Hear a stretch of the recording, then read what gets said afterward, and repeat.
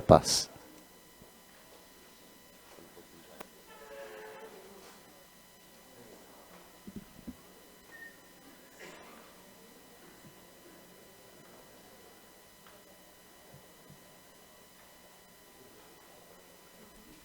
Pessoal, um Celta preto e um Prisma com placa de Santa Albertina e um Celta preto, FLV 2746 de Rio Preto, os dois com vidro aberto, ok?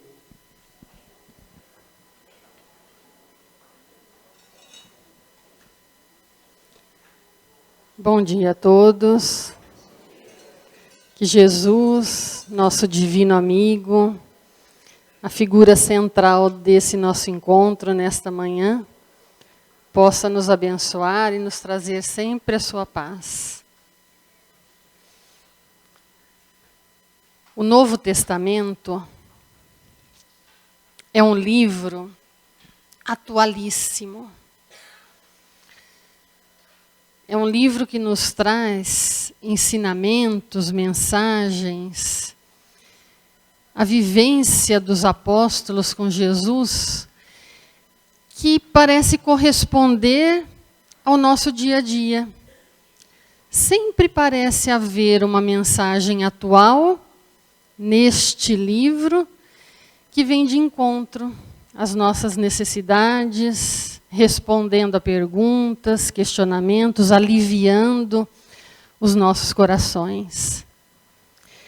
E há uma mensagem muito especial no Evangelho, contada por João, pelo apóstolo João, para quem quiser ler, no capítulo 4, versículos de 1 a 42. Que posteriormente foi tratada, essa história, por Dona Amélia Rodrigues, no livro Primícias do Reino, em que ela conta de uma maneira poética, reportando o seu evangelho, essa história tão emocionante de uma mulher que foi contemporânea de Jesus e que vivenciou na presença dele um dos maiores momentos da história do evangelho, que foi a mulher samaritana. Muitos de vocês já devem ter lido esse capítulo de João, e aqueles que não leram, deveriam buscá-lo, porque ele tem muitas respostas para os nossos dias tumultuados e difíceis de hoje. Dona Amélia Rodrigues, no livro Primícias do Reino, diz que no ano de 935 a.C., alguns sacerdotes do templo rivalizaram com as ideias, com o local, com a maneira de pensar, e romperam com o Templo de Jerusalém, criando na Samaria, numa região não longe de Jerusalém, mas que fica entre a Judeia e a Galileia, um outro templo para adorar a Deus. E nesta contenda, criou-se então essa inimizade de judeus e samaritanos. Os judeus então adoravam a Deus no templo de Jerusalém, e os samaritanos adoravam a Deus no Monte Garizim, onde haviam erigido, constituído o seu templo. Pois bem, num determinado momento, Jesus está na Judeia e convida os discípulos para subirem até a Galileia.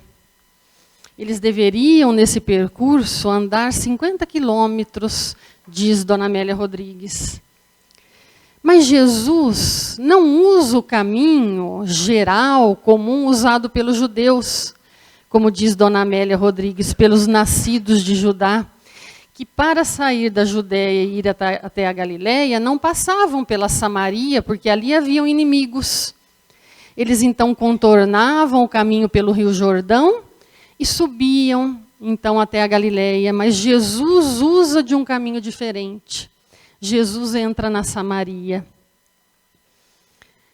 E quando eles haviam então andado esses 50 quilômetros, fadigados, sedentos, famintos, Jesus então senta-se no poço do pai Jacó e os discípulos sobem até a aldeia, até Sicar, em busca de comida. Naquele momento, Jesus está ali, sentado, sozinho, silencioso. É a 6ª hora, meio-dia, o sol a pino, calor escaldante. Uma mulher chega da cidade de Sicar com o seu jarro para recolher a água. E ela observa aquele homem ali sentado e percebe, pelas vestimentas, pelas características, que ele é judeu. Ela não olha para ele, ela não se dirige a ele, porque ela não poderia fazer isso, ela era mulher.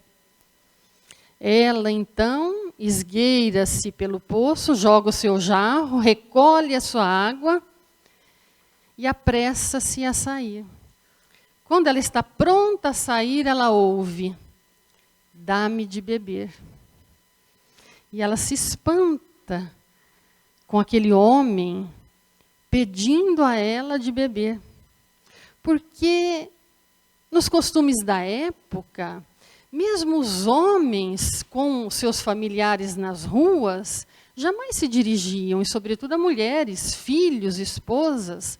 Era impossível um contato desse, falar dessa maneira com uma mulher, e sobretudo uma mulher se dirigir a um homem.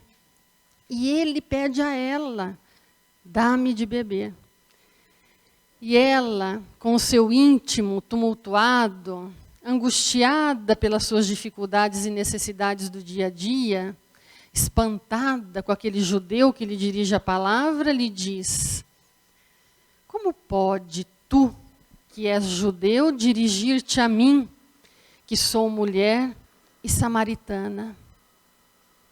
Jesus então responde a ela: se tu soubesses quem é aquele que te pede, dá-me de beber, tu lhe pedirias, e ele te daria água viva. A água que, se ingerida, mataria a sede. E ela então se espanta com esse falar desse judeu e pergunta a ele: Senhor, onde tem esta água que, se eu ingeri-la, eu não vou ter mais sede? Eu não precisarei vir mais aqui sob esse sol causticante, dolorido, ficar cansada, buscar essa água, carregar esse peso. Diga-me onde tem esta água para que eu possa buscá-la. E por isso não precise mais desse trabalho diário, cansativo. Ela, que cansada fisicamente, estava cansada emocionalmente das suas dificuldades, do seu dia a dia, dos seus problemas. Ela pede para Jesus onde que ela encontra esta água que mata a sede para sempre. E Jesus então percebe que ela não entendeu aquilo que ele queria dizer-lhe. Que ele não se reportava à água física, a água ingerida pelo corpo, mas um outro tipo de água, uma água diferente. E ele diz a ela então: chama o teu marido. Ela diz: Senhor, eu não tenho marido. É verdade, respondeu Jesus, 5 tiveste, e o que tens agora não é teu marido. Ela se espanta com esse conhecimento deste desconhecido. Ele sabia da sua vida, ele sabia da sua vivência. E ela diz: Senhor, vejo que és profeta. Mas nós adoramos a Deus no Monte Garizim, nós adoramos a Deus. Os judeus adoram a Deus em Jerusalém, nós o adoramos aqui. E Jesus diz a ela, então, o seguinte: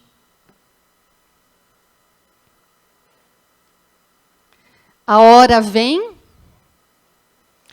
em que nem neste monte, nem em Jerusalém, adorareis o Pai.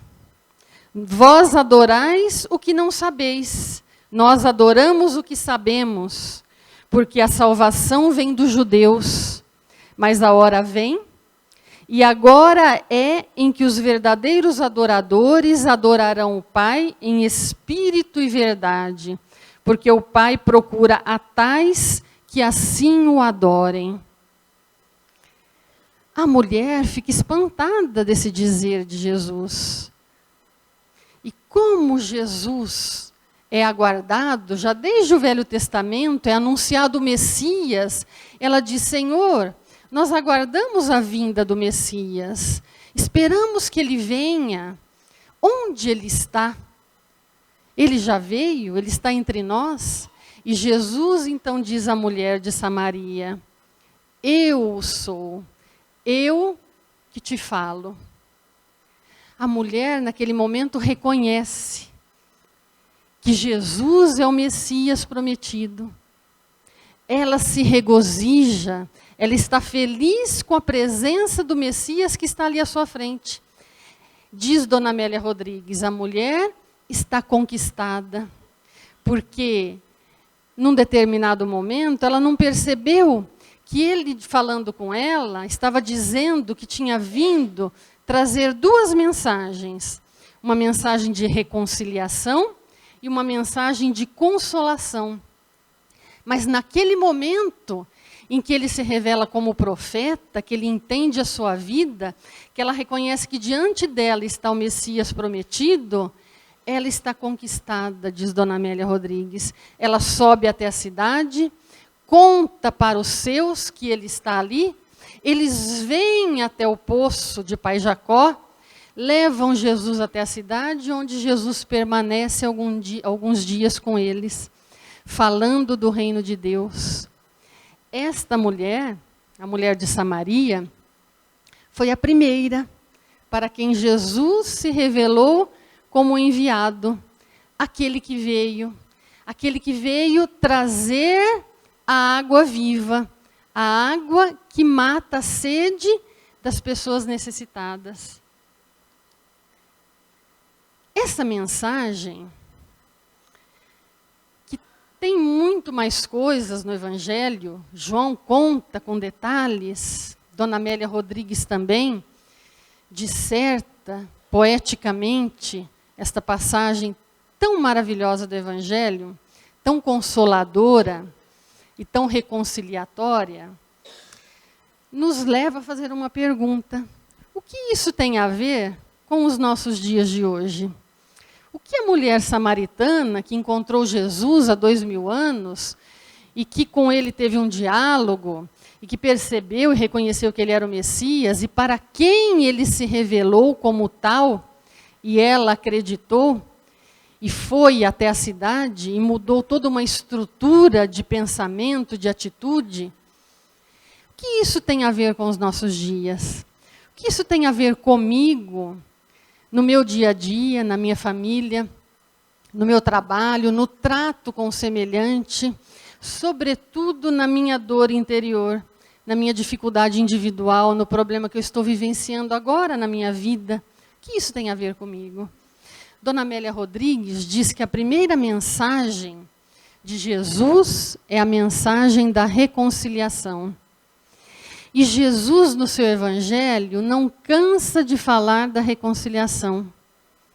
Reconcilia-te com o teu adversário enquanto estás a caminho com ele, para que não te suceda coisa pior. Amai os vossos inimigos. Mensagens que Allan Kardec colocou no Evangelho, segundo o Espiritismo, no capítulo 10, no capítulo 12, a respeito da reconciliação. Hoje é um dia de reflexão para o mundo em geral, porque hoje é o 11 de setembro, é a comemoração, se assim podemos dizer, dos 15 anos da tragédia causada nos Estados Unidos por conta da inimizade, né, por conta da não reconciliação. Né.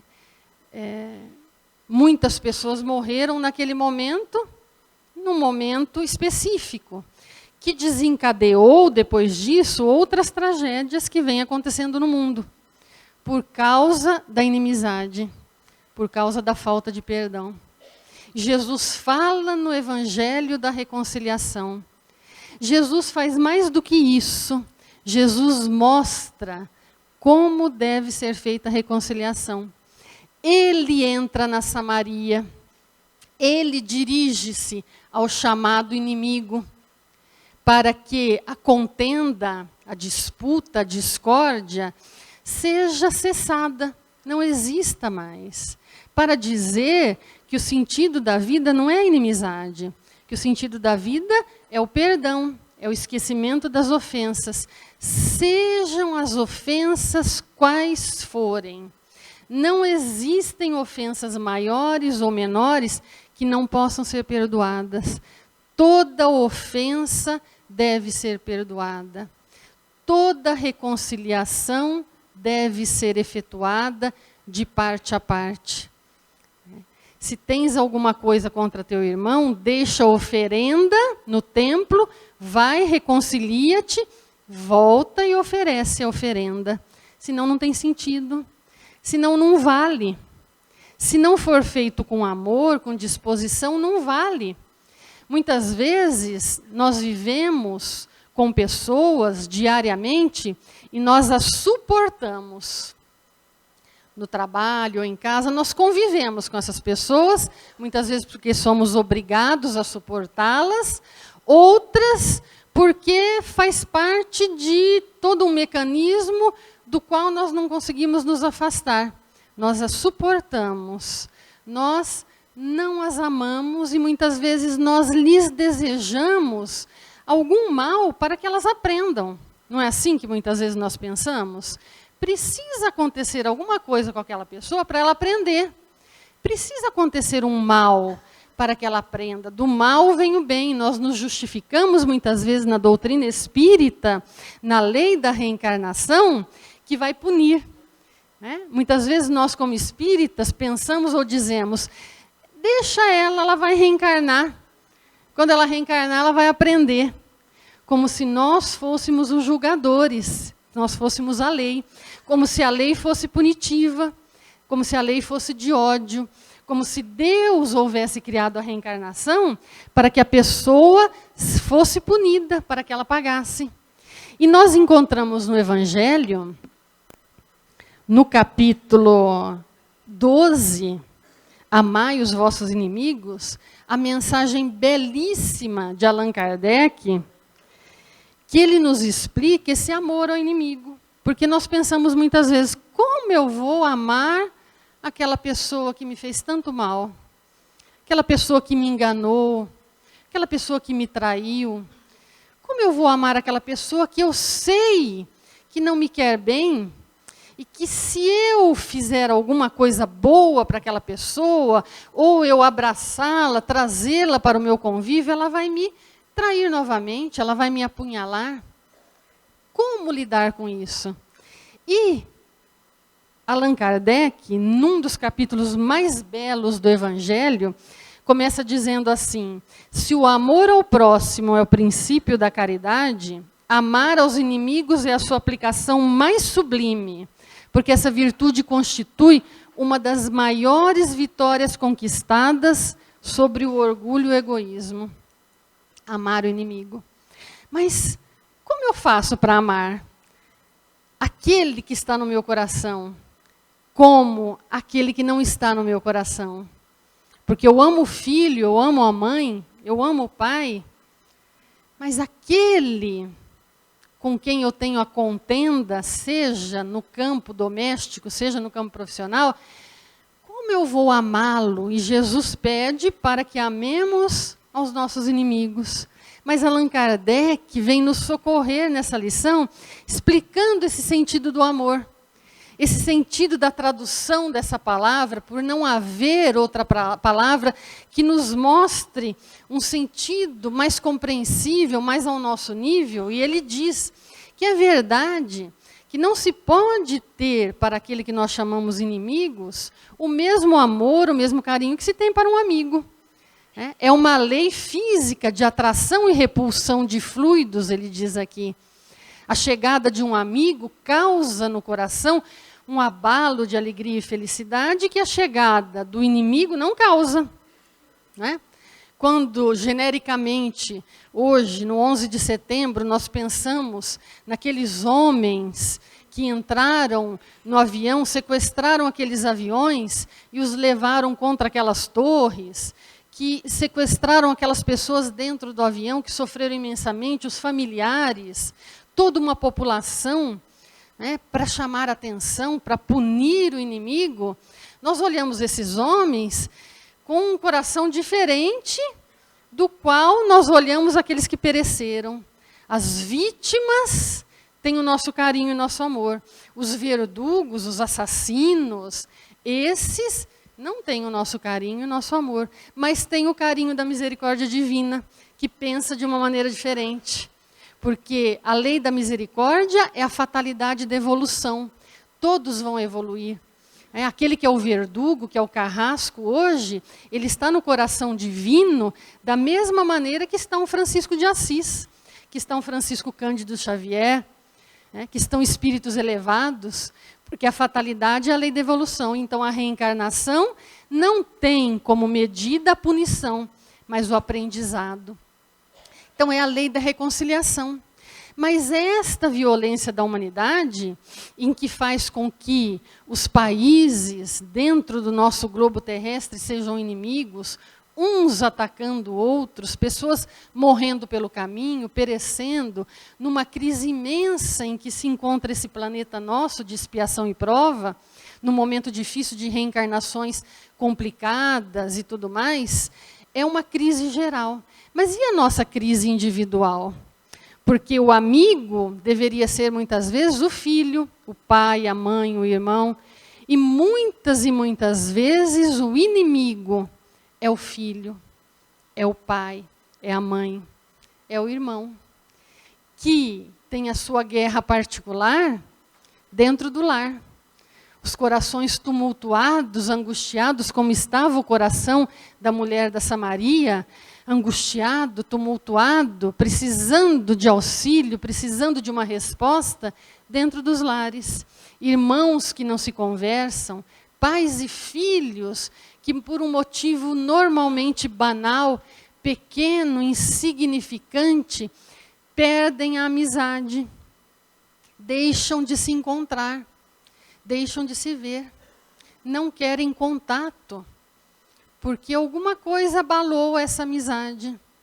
Se o amor ao próximo é o princípio da amizade, diz Allan Kardec, amar o inimigo é a sua aplicação mais sublime.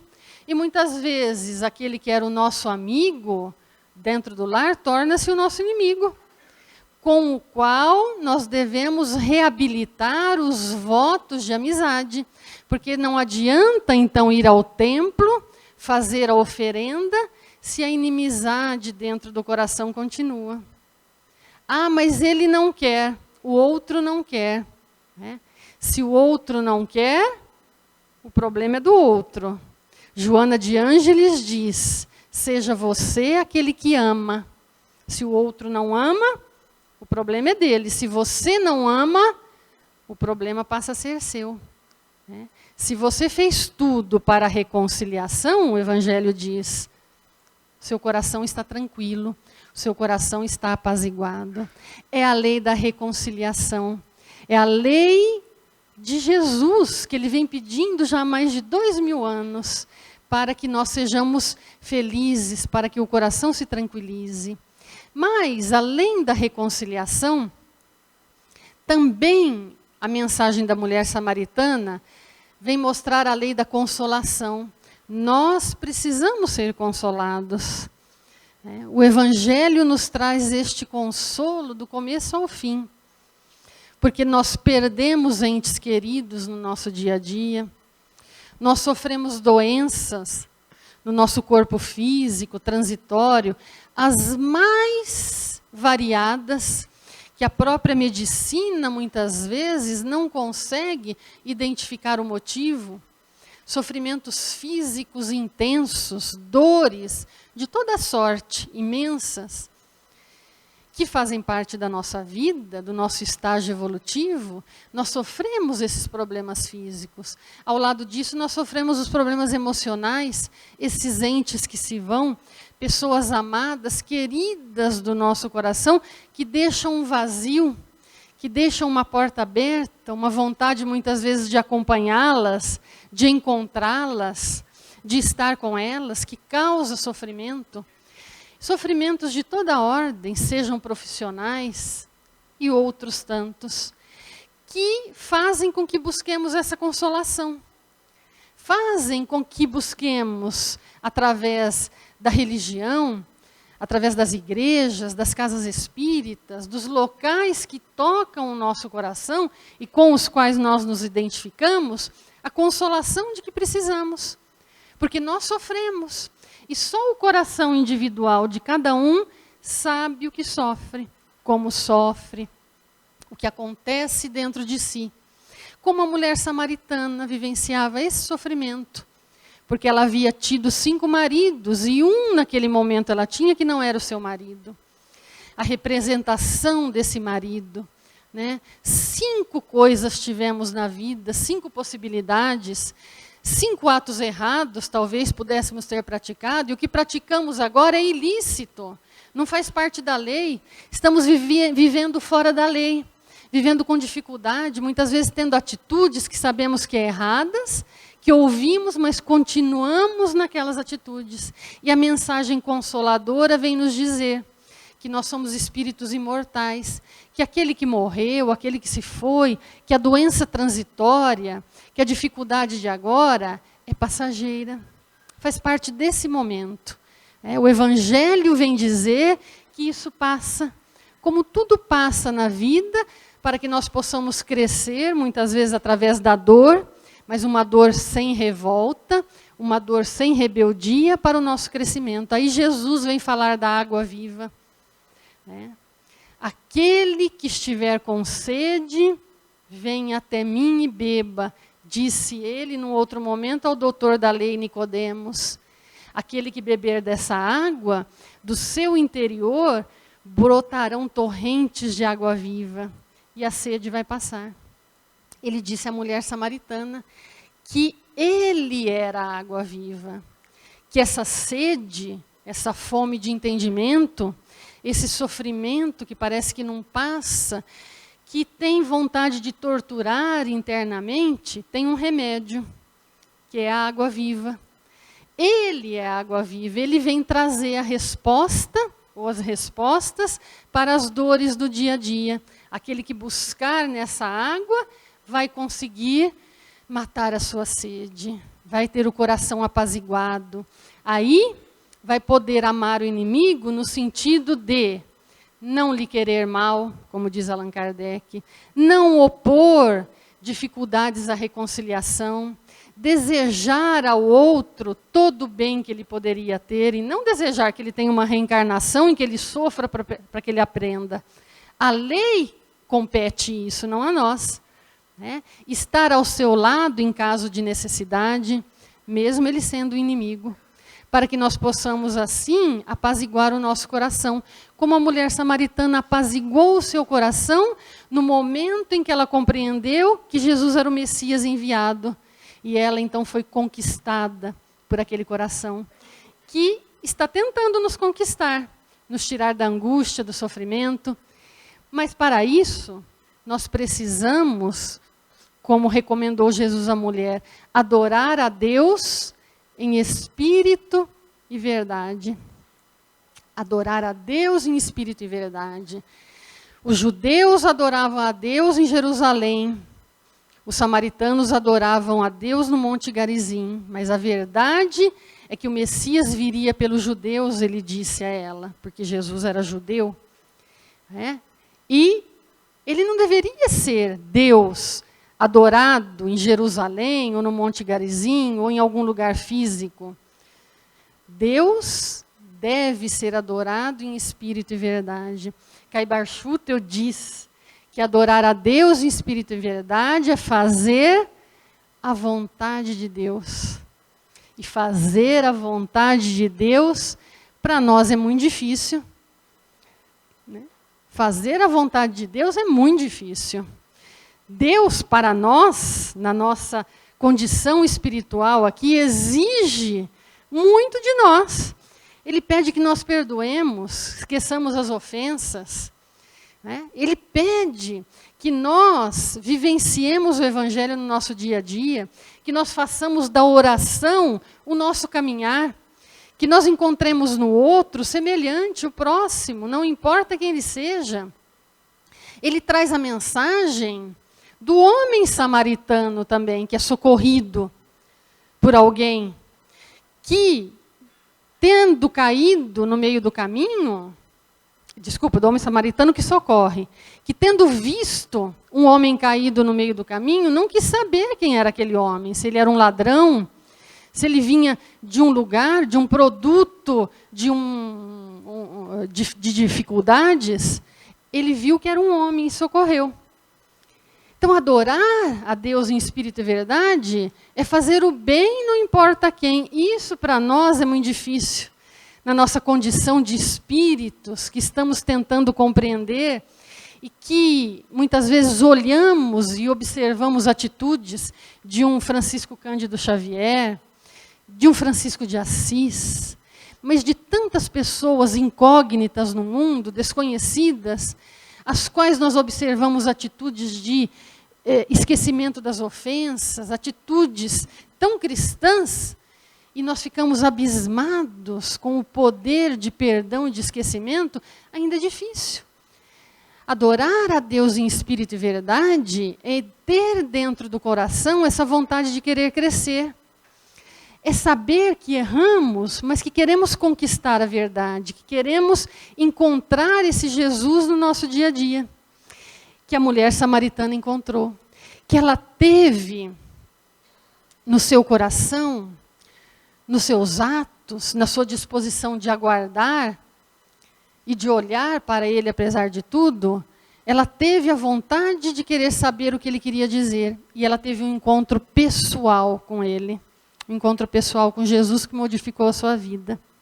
Nós, eu penso, estamos vindo à casa espírita, no nosso dia a dia, para ter esse encontro pessoal com Jesus. Muito embora nós leiamos alguns livros, nós leiamos o Evangelho, algumas passagens, mas a angústia no coração muitas vezes é grande, sufoca o sofrimento, aquilo que passamos no nosso dia a dia, que a cada um compete avaliar, mas nós estamos buscando o nosso encontro pessoal com Jesus. Ela teve o privilégio de ser a primeira pessoa para quem Jesus se revelou como Messias, como aquele que veio para trazer a mensagem de vida e de paz.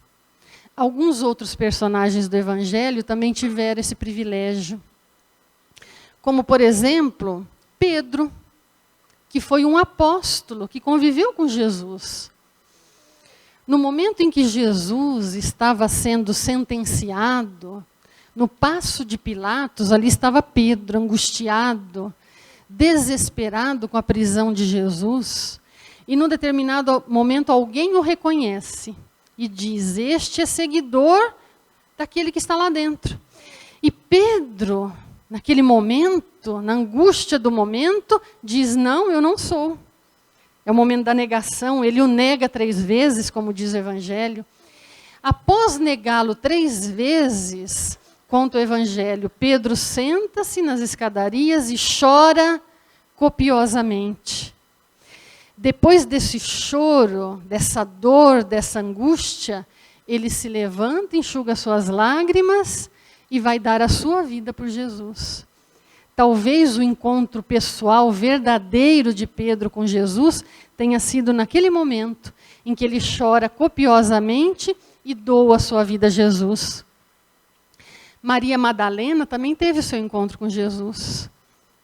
Diz o Evangelho que ele a salvou dos demônios, ele a curou, e ela quis segui-lo, enfrentando muitas dificuldades. Maria teve esse encontro com Jesus no momento em que ela se sentiu salva, liberta desses demônios, que eram as suas dificuldades, que eram as suas dores, e ela encontrou na figura de Jesus aquele que a conduziu pelo resto de sua vida, com muito sofrimento, com muita dor, como tiveram todos eles, mas tendo havido esse encontro verdadeiro, que o sustentaram e o conduziram até o final.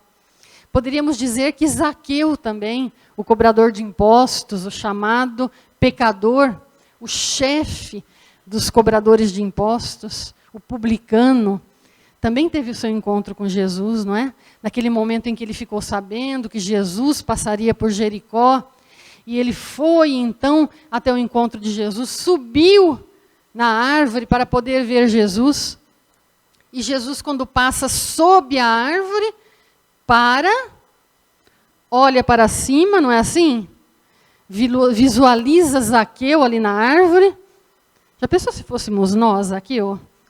Acho que a gente cairia da árvore, né? Jesus para sob a árvore, olha nos meus olhos, né? Eu, pecadora que sou, que tenho consciência daquele pecado, daquela dificuldade, ele olha e diz, desce daí, hoje eu estarei em tua casa, a salvação entrará na tua casa.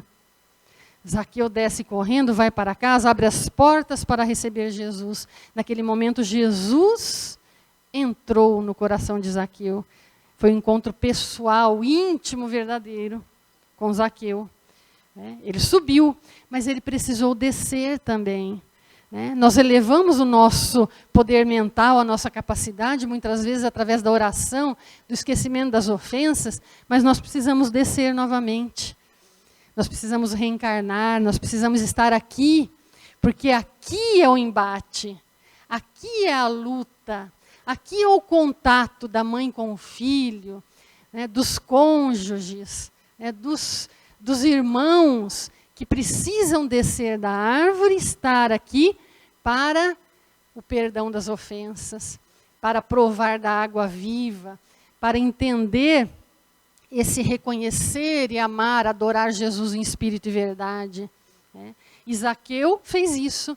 Mas também Paulo fez isso. Paulo estava indo para Damasco, o apóstolo, estava indo para Damasco para matar, prender aqueles que seguiam Jesus. No meio do caminho, Jesus lhe vem e diz, Saulo, Saulo, por que me persegues? E ele responde para Jesus, o que queres que eu faça, Senhor?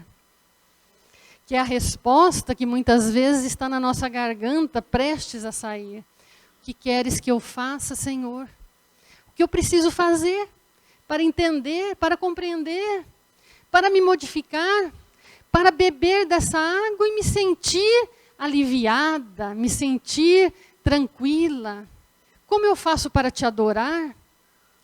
E o livro dos Espíritos, no livro dos Espíritos, Allan Kardec trata da adoração, nesse capítulo da Lei da Adoração, na questão 649, ele pergunta em que consiste a adoração. E os Espíritos respondem, é a elevação do pensamento a Deus. Pela adoração, o homem aproxima Deus da sua alma. 653, a adoração necessita de manifestações exteriores? Eu preciso de alguma coisa exterior para adorar a Deus? A verdadeira adoração é a do coração. Em todas as vossas ações, pensai sempre que o Senhor vos observa. Mas o Senhor nos observa no coração, na vontade de querer mudar. O Senhor não observa os nossos atos exteriores, porque eu posso falar tudo que eu estou falando aqui hoje do Evangelho, e aí eu chego na minha casa, alguém da minha casa diz, nossa, já chegou ela, aquela pessoa que é difícil dentro de casa, que lá fora diz coisas tão bonitas, e dentro de casa não exercita paciência, não exercita essa mudança de comportamento. Aí não adianta, porque Deus observa o nosso coração, a vontade de querer mudar, a vontade de querer transformar. E estes contemporâneos de Jesus tiveram esse encontro pessoal com ele. Pessoal, fisicamente, não é? Mas e o nosso encontro pessoal com ele? Já ocorreu? Eu estou na casa espírita. Eu venho na casa espírita há tantos anos, eu falo na casa espírita, eu faço prece, eu participo de trabalhos, de estudos. O meu encontro pessoal, que é aquele do coração, aconteceu com Jesus, como aconteceu com Paulo, com Maria de Magdala, com Zaqueu, com Pedro e com milhares de pessoas que ouviram o Sermão da Montanha e outras falas de Jesus e que se modificaram e que estão hoje em patamares de vivência diferente, muitas vezes sofrendo as injunções do dia a dia, mas com o coração tranquilo e sereno. Será que o meu encontro pessoal com Jesus já ocorreu? É a pergunta que o Evangelho nos faz. É a mensagem da mulher de Samaria, que foi ao poço, recolheu a sua água, ouviu o pedido de Jesus, parou, conversou com ele, dialogou e entendeu dentro do seu coração que o caminho, a verdade e a vida já havia chegado e que era o momento, então, dela desabrochar para um novo mundo, para a sua felicidade interior.